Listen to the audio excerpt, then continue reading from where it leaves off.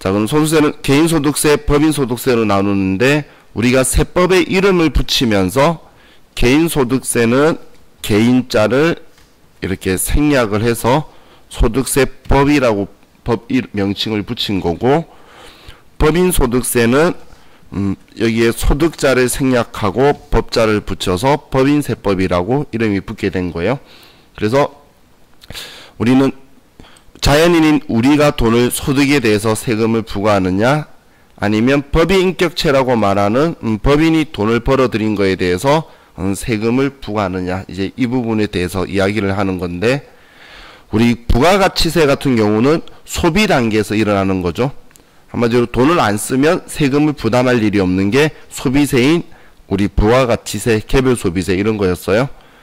그럼 지금 이제 이번에 공부하고 또 이다음 챕터에서 공부할 소득세법하고 법인세법은 소득이 있어야지만 세금을 내는 거다라고 보시면 돼요. 그럼 반대로 돈을 번 게 아니면 세금을 낼 일이 없다라고 생각하시면 돼요.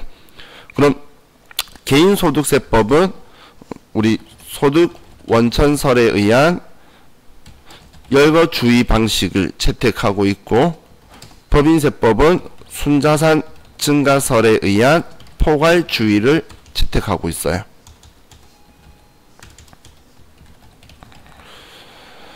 소득 원천설에 의한 열거주의라는 말은 무슨 말이냐면, 우리 같은 개인들이 돈을 벌면 어떻게 돈을 벌었는지를 먼저 원인을 찾는 거예요.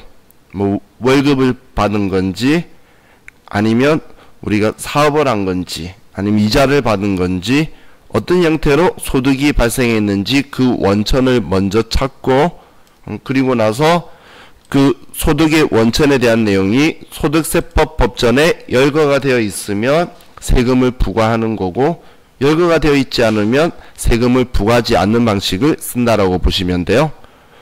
자, 근데 법인세법은 개인소득세법하고 다르게 소득의 원천을 따지는 게 아니라, 자, 순자산은 자산에서 부채를 차감한 금액이 순자산이죠. 그래서 우리 회계상에서는 자본이라고 표현을 하는데, 이 자본 성격인 순자산이 증가하게 되면 이유를 불문하고 포괄적으로 너 돈 벌었으니까 세금 내라고 할 거라는 거예요. 그럼 나중에 추후에는 이 포괄주의지만 과세대상 소득이 또 정해져 있기 때문에 그 과세대상 소득이라는 걸 공부하게 될 거예요. 자, 그럼 지금은 우리 소득세법이니까, 자, 우리 교재를 보시면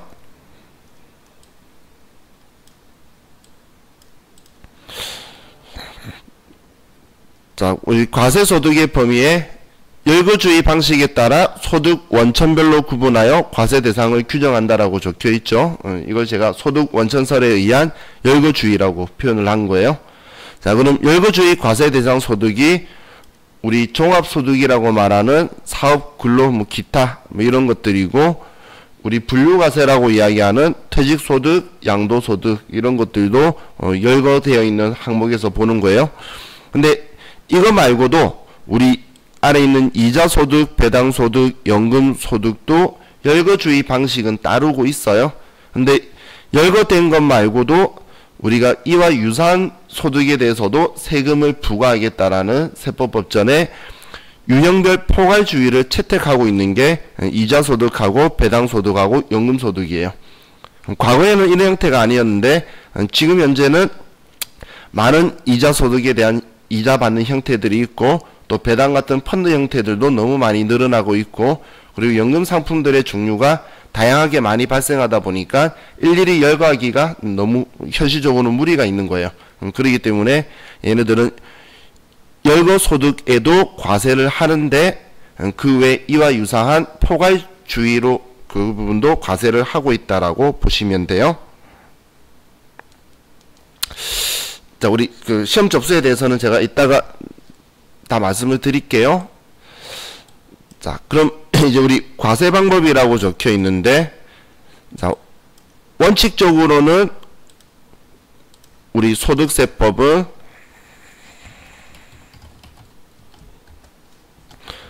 종합과세가 원칙이에요. 종합과세가.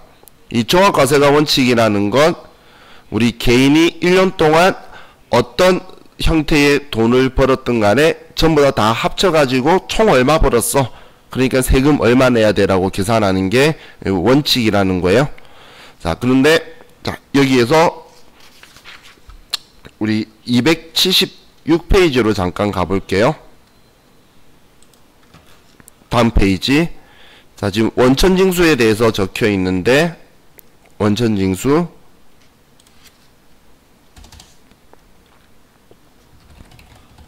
자, 원천징수는 우리 교재에 적혀 있는 것처럼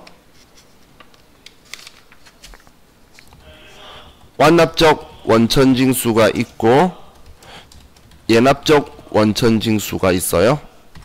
완납적 원천징수라는 건 원천징수로 납세의 의무가 종결되는 거예요.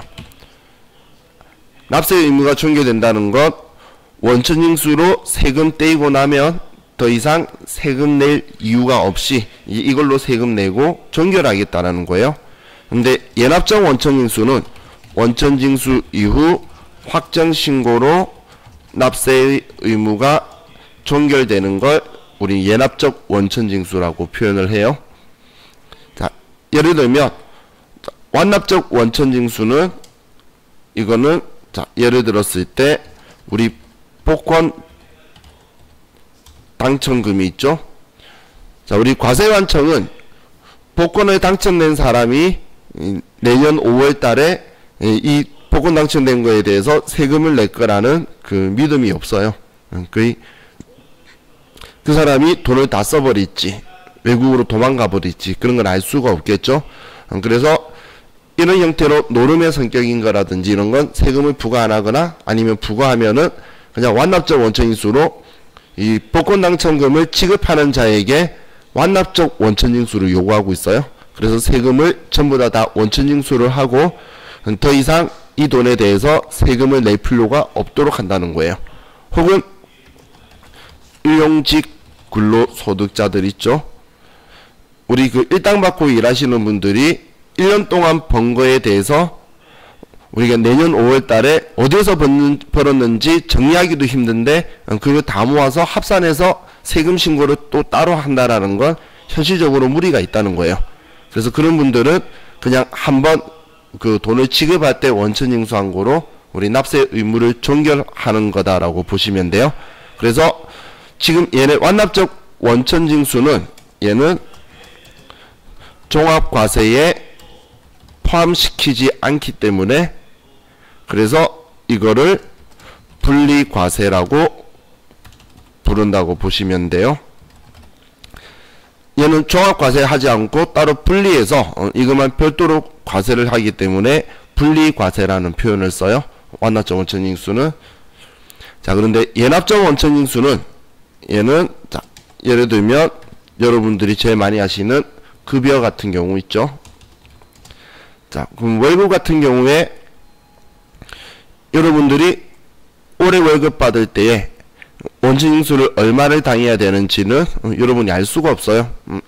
왜냐하면 1년 동안 자, 여러분들이 연봉이 예를 들어서 4천만 원이다라고 볼게요. 그럼 세금은 4천만 원 가지고 내는 게 아니에요. 여러분들이 4천만 원은 사업소득자로 치면은 매출이 4천만 원인 거예요. 그러면 거기에 들어가는 부대 비용들이 있겠죠.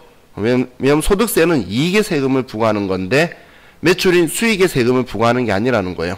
그럼 우리 급여 협상할 때 4천만 원이라는 연봉은 매출의 성격인 거고 거기에서 우리가 사용한 경비들이나 이런 것들을 빼고 근데 그걸 입증을 못하니까 어느 정도 공제를 해주게 되는 거예요. 그럼 이것저것 뺄 거 다 빼고 공제를 하면 내가 돈을 내야 되는 이익이 나오게 될 건데 그거에 대한 세금은 올해 돈을 다 벌어봐야지 알 수 있지 매달 알 수가 없다는 거예요.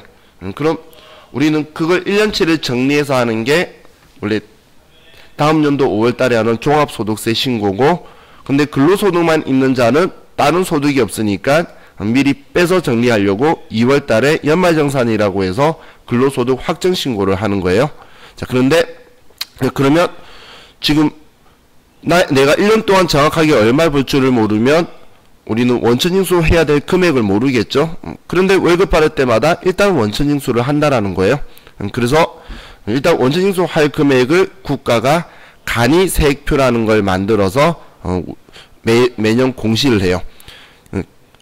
급여가 얼마이고 부양가족이 몇 명이면 일단 얼마를 플러스 마이너스 20% 원천징수를 하라고 국가가 고시를 해주게 될 거고, 그러면 그 금액을 일단 원천징수를 했다가 내년 2월 달에 정확하게 내야 될 세금을 계산한 후에 많이 냈으면 돌려주고 작게 냈으면 우리 또 더 납부하라고 고지하는 게 우리 연말정산이다라고 보시면 돼요.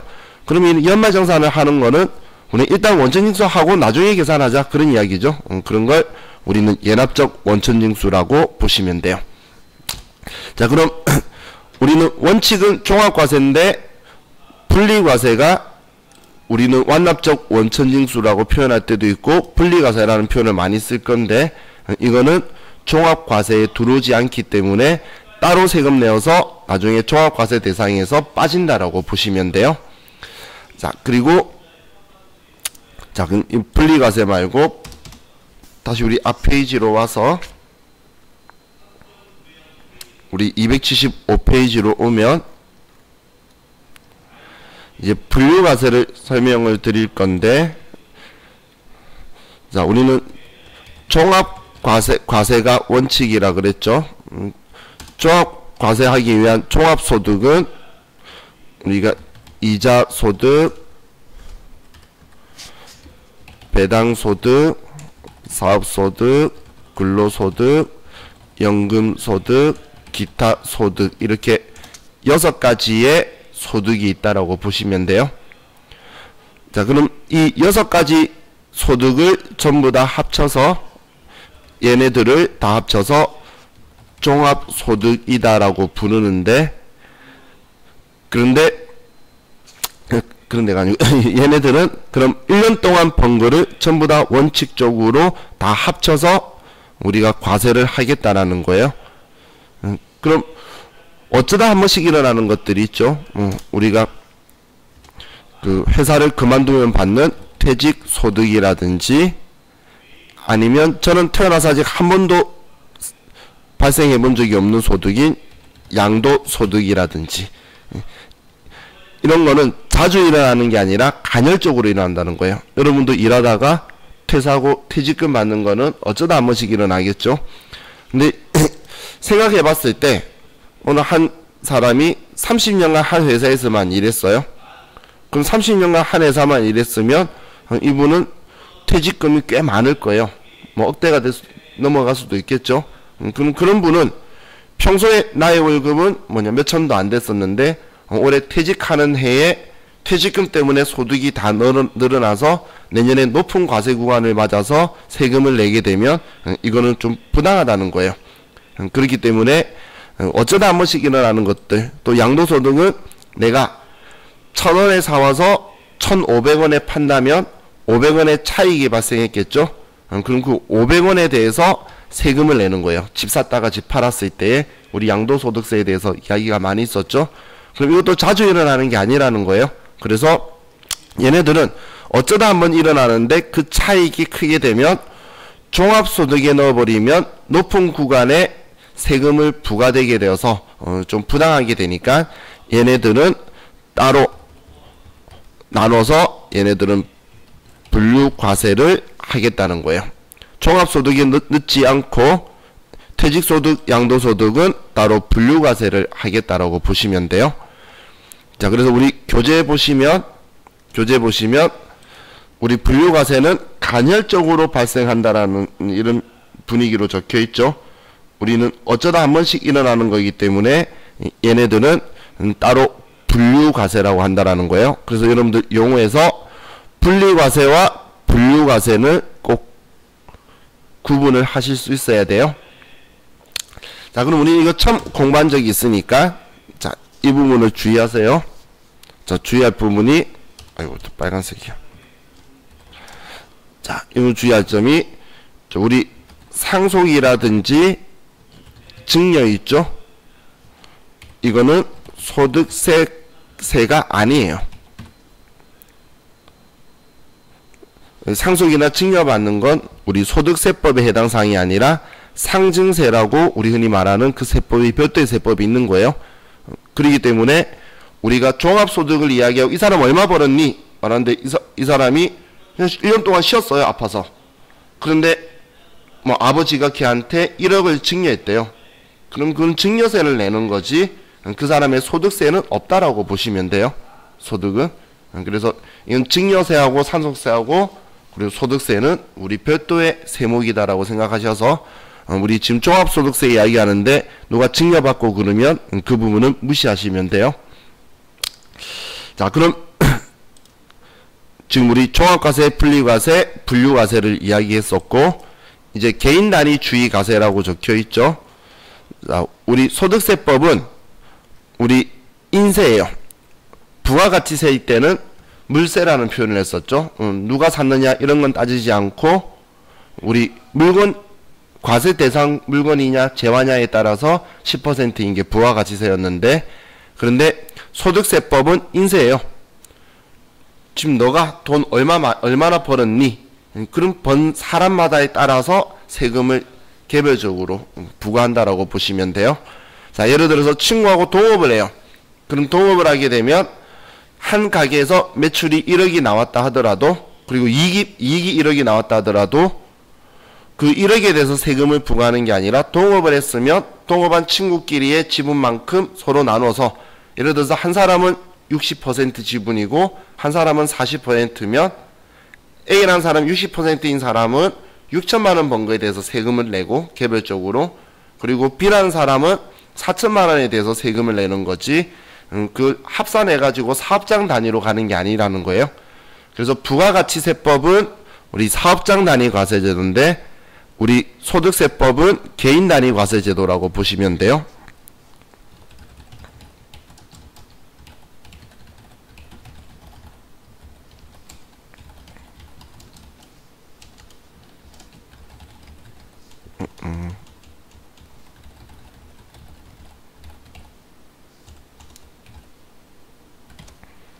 자, 그래서 이 두 개는 서로 좀 기준이 달라요. 자, 이것 때문에 부가가치세법은 납세지가 사업장이 되는 거고 소득세법은 납세지가 개인의 주소지가 되게 되는 거예요. 각 개인의.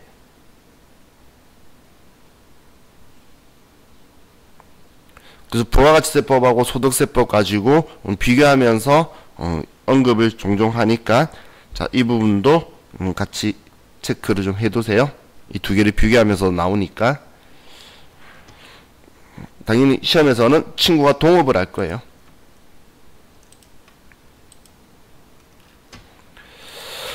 자, 그럼 이제 세대 단위 과세 제도라는 게 있는데 이 세대 단위 과세 제도라는 게 원래 그 과거에 1세대 1주택이라는 이야기를 하면서 우리 헌법재판소에서 위헌 판결 나고 막 그런 적이 있었어요. 그래서 좀 문제가 많이 있었는데 소득세법에선 이제 그거에 대해서 1세대 그 뭐 1주택 이런 개념이 아니고 세대 단위 과세 제도에 대한 규정이라는 걸 집어넣어서 세법 규정성에 일부 예외들을 몇 개 놓고 있는 거예요. 그래서 우리 공동사업자 소득에 동거가족의 소득이 분배된 거 있죠. 지금 이 부분 공동사업자인데 동거가족의 소득이 분배된 거를 우리는 합산시켜 버리겠다 이런 형식으로 해서 이제 우리 지금 세대 단위 과세라는 걸 한다라는 거예요. 자, 예를 들면 이런 거예요. 지금 여러분이 혼자서 개인 사업자로 일을 하고 있으면 1년 동안 이익이 3억이 나오는 거예요. 그럼 세금 꽤 많이 내겠죠? 이익이 3억이니까. 그래서 안 되겠다 라고 해서 우리 가족 아내 아니면 남편 아들 딸 이름으로 그리고 아버지 어머니 이름으로 해서 이걸 5조각 내버리는 거예요.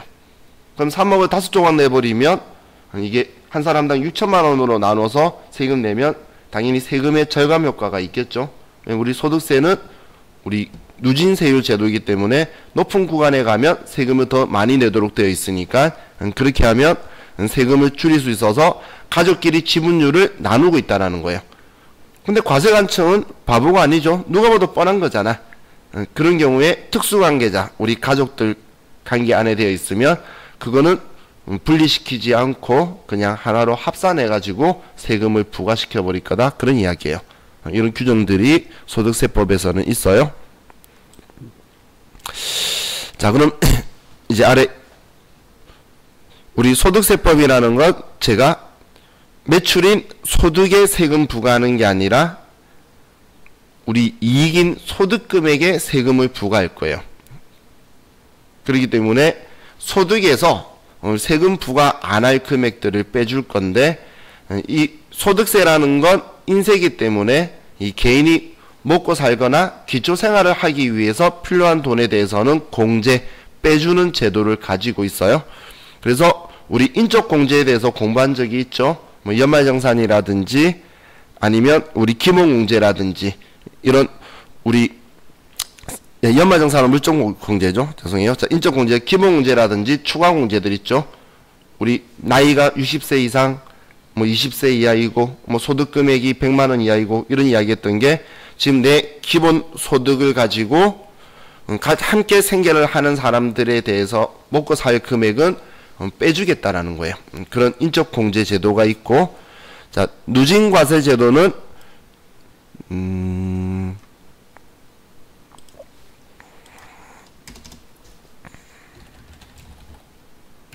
자, 누진과세 제도라는 건, 자, 우리 소득의 세법에 구간이 있어요.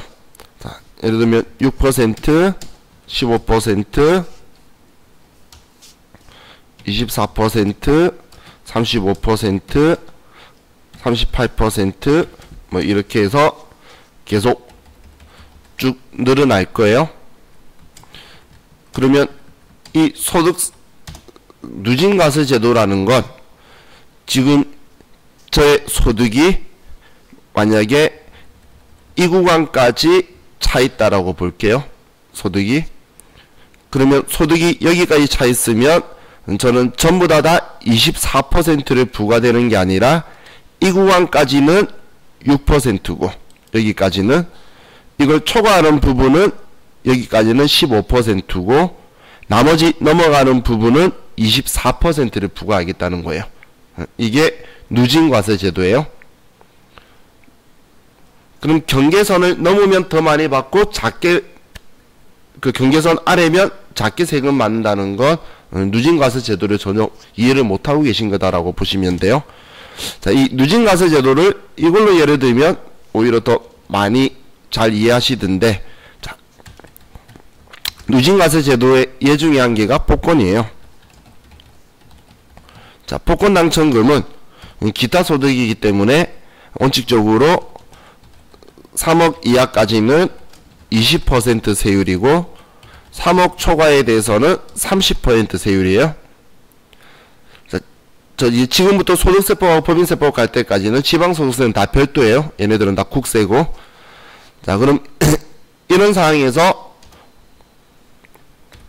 자, 5억에 당첨이 되었다고 볼게요. 그럼 5억에 당첨이 되었으면 3억 초과했으니까 30%를 부과하는 게 아니고, 5억에 당첨되었으면 5억 중에서 3억까지는 20%를 부과하고, 그러면 얘는 20%니까 6천만원이 되겠죠. 그리고 초과하는 2억, 5억이니까 2억이 3억을 초과했죠. 이거에 대해서는 30%를 부과하는 거예요. 그래서 이 사람의 총 세금은 납부할 거는 1억 2천만 원이 되는 방식이 누진과세 제도라고 보시면 돼요. 그럼 이 구간까지는 이 세율을 적용받고 초과되는 부분은 이제 그 다음 구간에 세율을 적용받는 거죠.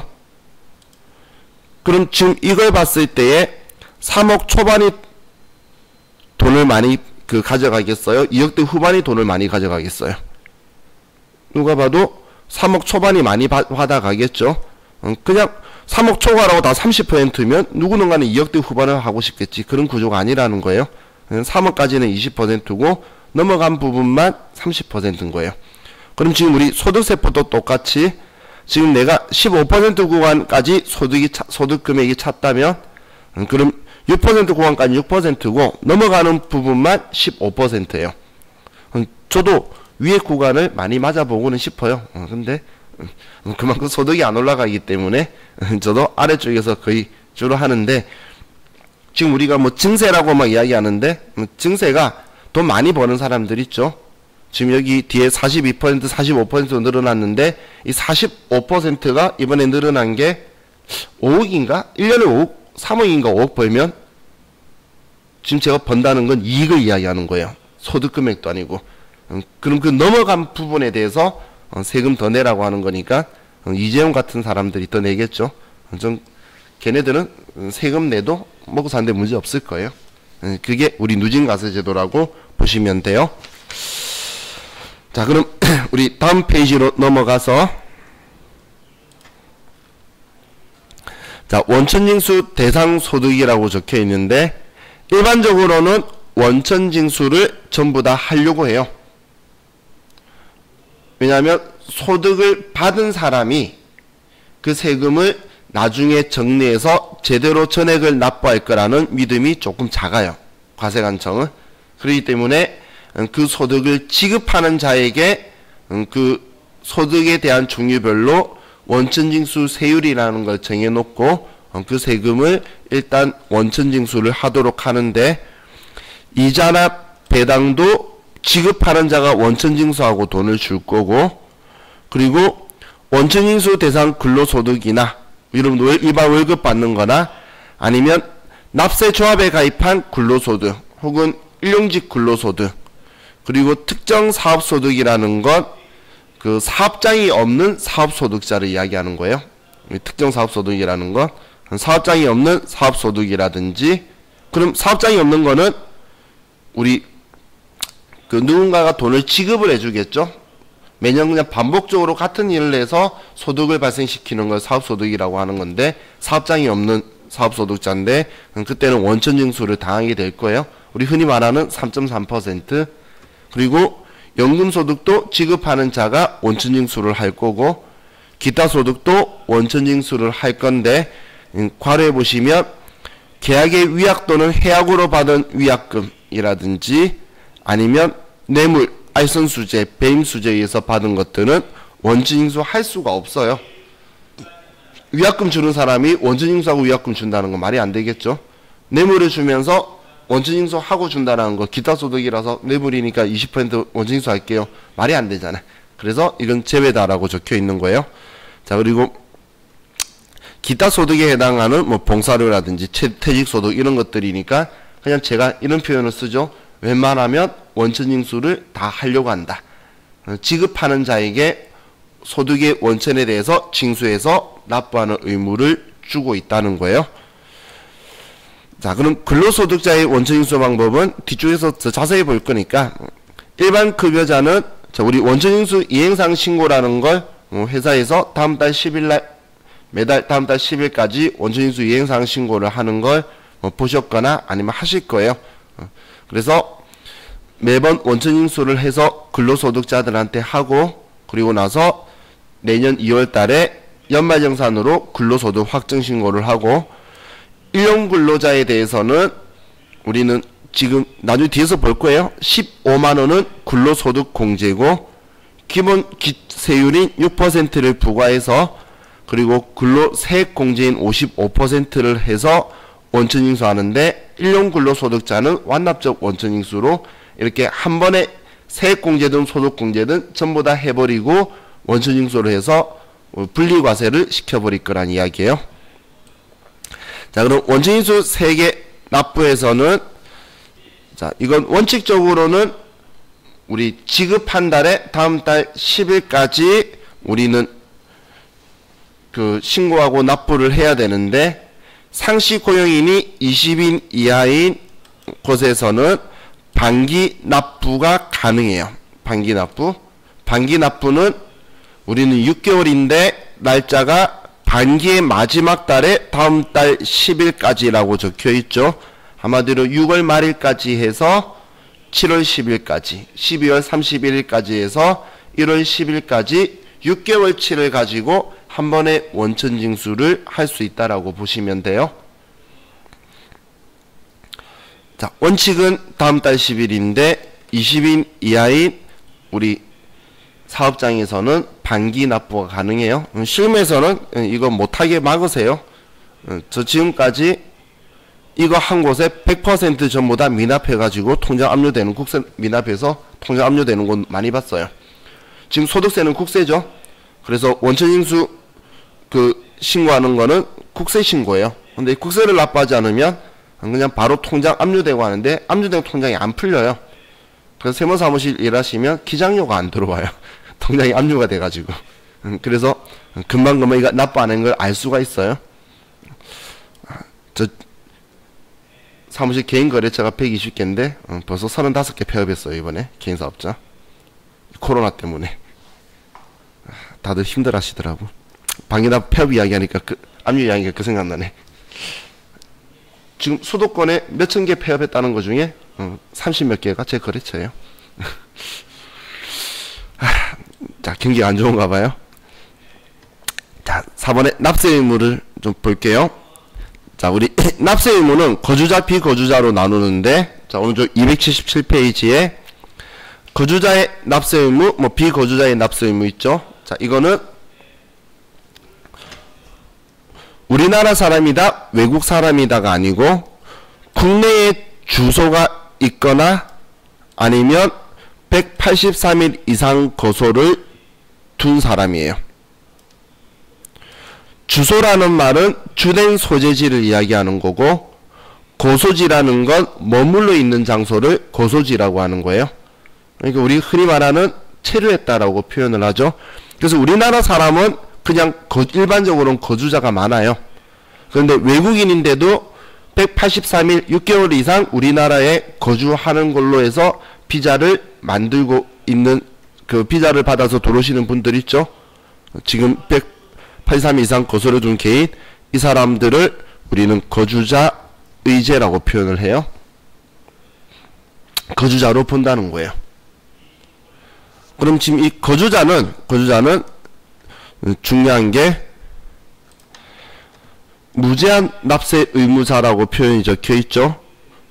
무제한 납세 의무자라는 건 국내외 모든 소득에 대해서 우리 번 거에 대해서 세금을 다 부과하겠다는 거예요. 지금 이 거주자라고 하면 거주자는 국내외 모든 소득에 대해서 세금을 부과하는 거다라고 보시면 돼요. 자, 그런데 비거주자는 그러면 국내에 주소를 두지 않고, 국내에 주소 안 두고 있고, 그리고 우리나라의 거주 기간이 183일 미만인 개인을 이야기하는 거예요. 자, 예를 들면 우리 오늘 류현진 야구하고 있죠. 그 류현진 같은 경우에 미국에서 183일 이하로 있다가 오고 이런 게 아니죠. 걔는 그냥 미국 가서 오래 있고 우리나라에 어쩌다 한 번씩 와요. 그런 경우에는 그 야구공 던져가지고 돈을 버는 거는 우리나라의 소득세에 대해서는 전혀 부과를 하지 않는다라는 거예요. 그런 류현진이나 손흥민 같은 선수들을 우리는 비거주자 의제라고 표현을 해요. 그럼 이 비거주자로 보는 사람들은 국내에서 발생한 원천 소득만 납세 의무를 가지고 있고, 그래서 이런 사람들을 제한적 납세 의무자라고 하는 거예요. 국내 원천 소득에 대해서만 세금을 부과한다는 거예요. 그래서 류현진이나 손흥민도 대한민국에 와서 CF 찍고 돈도 벌고 이런 것들 하죠. 그거는 우리나라에 세금을 버는데, 야구하고 축구에서 공 차고 해가지고 돈 버는 거는 우리나라에는 세금을 안 낸다라는 거예요. 걔네들을 비거주자 의제라고 봐요. 자, 그럼 우리 거주자에서 자, 거소지를 183일 이상을 이제 우리나라에 둬야 되는 건데, 그럼 거주 기간이 183일 미만이면 비거주자로 본다라고 되어 있죠. 그런데 국외에 근무하는 공무원, 우리 대사관 혹은 해외 현지 법인 파견된 임직원은 183일 미만 우리나라에 있다 하더라도, 183일 이상 외국에 있다 하더라도 거주자로 볼 거예요. 거주자로. 주소를 한국에 가지고 있어도 이 사람들은 거주기간이 183일 미만이라서 비거주자 의제를 받고 있는 거예요. 류현진하고 손흥민 질문하신 것 같은데, 그죠? 그래서 얘네들은 우리나라에서 우리나라법이 조금 웃긴 게 외국에 주로 나가 있다고 해서 이민 간 거 아니면 주민등록 말소를 하질 않아요. 우리나라 국민의 그 주권을 가지고 있기 때문에 그러면 자기 가족들이 있는 곳에 등록증이 있어요. 그래야 죽으면 연락을 해줄 거잖아, 가족들한테. 그렇게 좀 형태가 되어 있다라고 보시면 돼요. 자, 그럼 이제 과세기간에 대해서 볼게요. 자, 과세기간은 꼭 기억을 해두세요. 자, 예외적인 경우 두 가지를 빼고는 무조건 1월 1일부터 12월 31일까지예요. 사업을 폐업하거나 회사를 그만두거나 이런 거는 과세기간에 영향을 주지 않는다라는 걸 기억하셔야 돼요. 과세기간에 영향을 주는 건 죽거나 태어나거나 이민 가는 것밖에 없어요. 그 외에는 소득세법의 과세기간에는 아무런 영향을 주지 않고 그냥 1월 1일부터 12월 31일까지가 우리가 전부 다 우리 과세기간이다라고 보시면 돼요. 그래서 시험에서 장난친다고 계속 이렇게 표현할 거예요. 폐업을 했으면 폐업한 날까지다. 아니라는 거예요. 폐업했다고 죽었나요? 아니죠. 회사 그만뒀다고 죽은 거 아니죠. 그런데 그 기간까지가 과세기간이다 나오면 전부 다 틀린 지문이라고 보시면 돼요. 출국한 경우에 출국한 날, 사망한 경우에 사망한 날, 여기 하나 빠졌는데 태어나면 출생일부터 이런 예외 말고는 다른 소득세법의 과세기간에는 예외사항이 없다라고 보시면 돼요. 자, 다음 우리 납세지는 이 앞에 제가 한번 언급을 했었죠. 원칙적으로 주소지를 납세지로 한다. 그럼 이렇게 생각하시면 돼요. 친구하고 저하고 둘이가 동업을 해요. 강남에서 식당을 해요. 부가가치세를 안 내면 강남세무서에서 우리한테 부가가치세 안 낸다고 잡으러 올 거예요. 근데 제 친구는 마포에 살고 저는 용산에 살아요. 그럼 소득세를 안 내면 저는 용산세무서에서 소득세 내라고 잡으러 올 거고 제 친구는 마포세무서에서 올 거라는 거예요. 그래서 각자 주소지가 소득세법에 관할 세무서고, 지금 제가 이야기하는 건 옛날 이론 기출문제예요. 부가가치세법상 납세지는 어디 세무서다, 소득세법상 납세지는 어디 세무서다, 이런 식으로 나와요. 자, 근데 주소지가 없는 경우에는 거소지, 머물러 있는 장소를 한다라고 보시면 돼요. 자, 비거주자 같은 경우는 국내 사업장의 소재지로 한다. 뭐 거기까지만 자 여러분들이 보시면 되겠어요. 자, 그럼 우리 다음 페이지로 넘겨서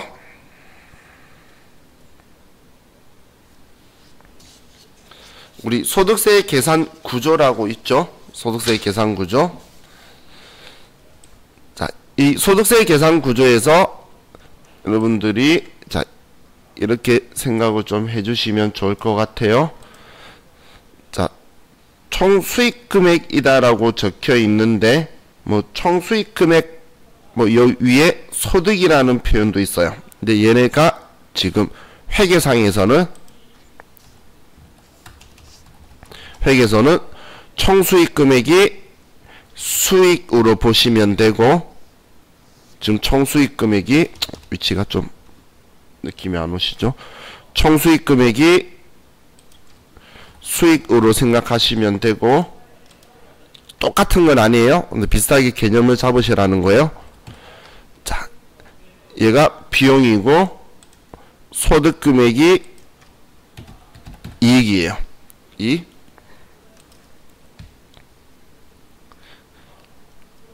그럼 당연히 세금은 당연히 이익에다가 세금을 부과해야 되겠죠. 왜냐면 수익에다가 비용을 빼면 이익이 나오잖아. 그럼 매출액에다 세금 부과하는 게 아니고 우리 매출 원가 뺀 이익에다가 할 건데, 우리 이거에 대해서 세금을 다 부과하는 게 아니라 우리는 소득공제라는 제도를 가지고 세율을 부과하기 전, 우리 과세표준이라는 게 제가 세율을 부과해서 세액을 산출할 대상 금액이 과세 표준이다라고 부가세법에서 언급했었죠. 그럼 이 세율을 부과하기 전에 빼는 걸 소득공제라고 하는 거예요. 그럼 소득공제라는 건 세율 부과, 세금 부과 자체를 안 하겠다라는 거예요. 소득공제라는 건 내가 6% 구간을 맡고 있든 42% 구간을 맡고 있든 어느 구간을 맡고 있든 간에 우리는 소득공제라는 걸 받으면 자기가 맞는 높은 구간께 줄어들게 되겠죠. 그래서 소득이 높은 사람들은 소득공제에 목맨다고 보시면 돼요. 소득공제에. 그럼 이 소득공제 빼고 나서 과세표준의 세율을 빼면 산출세액이라는 표현이 나오는데 이 산출세액은 앞으로 좀 인지를 이렇게 하세요. 내 세금이 아니에요. 일단 계산한 세금이란 뜻이에요. 일단 세금 계산하니까 이만큼이야 라는 건 개념이고, 그리고 나서 이제 세액 감면 빼거나 우리 세액공제, 우리 연말정산 공부 많이 하셨었죠? 우리 보험료 세액공제, 의료비 세액공제, 또 뭐 교육비 세액공제, 기부금 세액공제, 자녀 세액공제 막 생기죠? 그런 세액공제들 빼면 이제 결정세액, 얘가 이제 내기 위해서 거의 다가온 거예요. 얘가. 그럼 여기에 당연히 소득세법도 제대로 하지 않은 거에 대한 가산세 더하면 총결정세액이 나오는데, 사업소득자나 이런 형태는 우리 기납부세액이 있어요. 기납부세액이.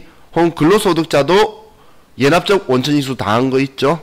그런 거 다 빼면 이제 차감 납부세액이라는 얘가 실제로 납부할 세금이 되게 될 거예요. 자, 그럼 저와 같이 이 다음 시간에 이제 처음 공부할 거는 세율 부과하기 전에 여기 소득금액까지 계산하는 걸 공부할 거니까, 이 소득금액까지 오는데 수익금액에서 뺀다라는 거는 세율을 부과 안 하겠다라는 거죠. 그래서 종합소득에서 세금을 부과하지 않을 것들을 이제 빼가는 과정을 이 다음 시간에 같이 다시 한 번 더 정리를 할게요. 흔히 말하는 소득에서 소득금액 만드는 거 보겠다는 그 이야기예요. 자, 우리 이번 시간은 여기까지 하고 우리 쉬었다가 또 이 다음 시간 우리 279페이지는 중요한 거니까 여기서 보도록 할게요. 쉬었다 합시다.